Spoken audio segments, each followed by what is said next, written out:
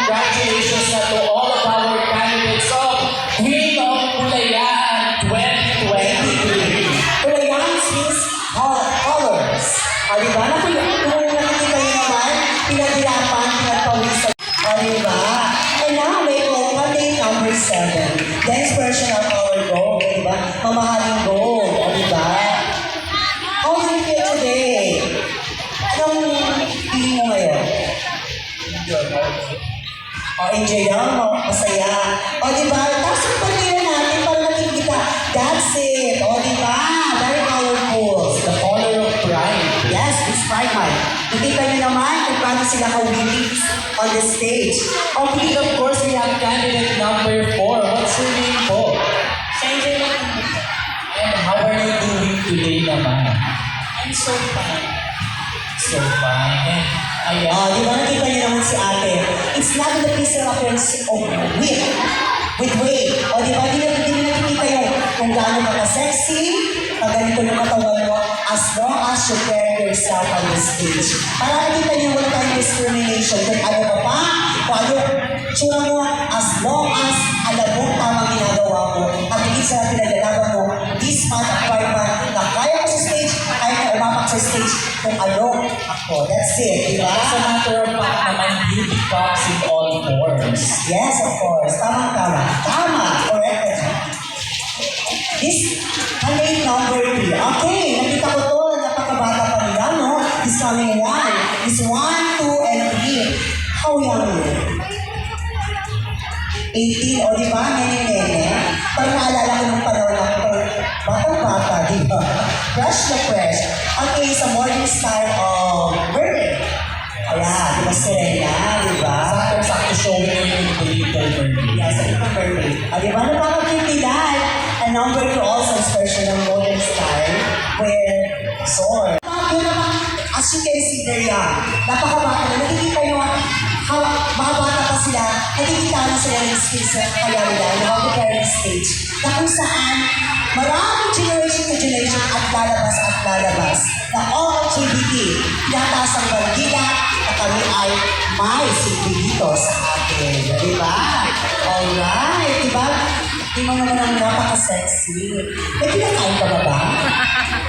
Charot lang, okay. Pero bakit naman ang kanay number 1? Di ba? Of course, meron pa tayong last contestant. Yes. Candidate number 8. Ito naman ang pinaka-morning style of Peña Francia Festival. Wow, it's a pretty naman. Candidate number 8. How do you feel today? Doing good and good evening everyone, especially to all the people of Barangay Pequeña. Good evening. And my start of this, my question which is Peña Friendship Festival because before promote others, promote your own and love your own. Thank you. Very nice said. Di ba? Yan, nakikita nyo, di ba maganda? But they have a beauty and brain. Di ba? Ay, nasa kanyang activity. Kasi hindi lang sa yung ate, ganda na. Bicol, region. Bicol talaga. Wala na ate, hindi pa niya ako magputas. Wala. Di ba? Sino gumawa nito? Ang ganda naman. My best friend, parang passed away last month. So sorry. Kasi sorry. Okay. Kaya ko yun. It's okay. Okay. Nasa casa siya. Alam niyo natin. Okay, palakpakan niyo naman. All the candidates are here. Our candidates for Queen of Pulayan 2023. Yes, of course. Allow one by one to exit now. Take the ladies. You may go and sit at our backstage. Okay.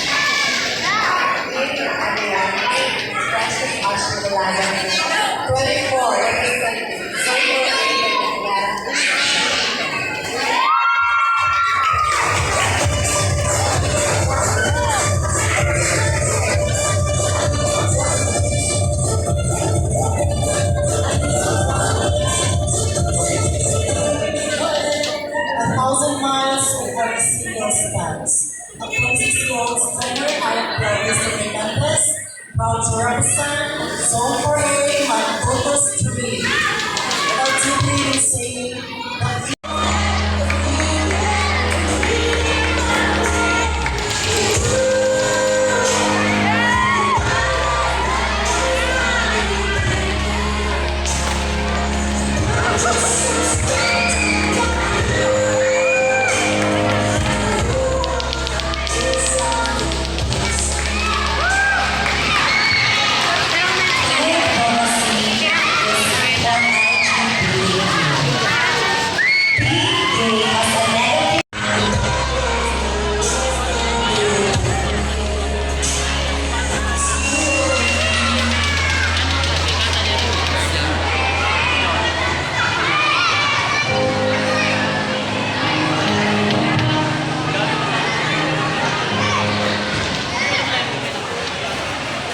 I am here to discuss gender equality. Gender equality is a basic human rights. It is achievements, happenings in every society. Gender equality are deeply rooted in every society. And how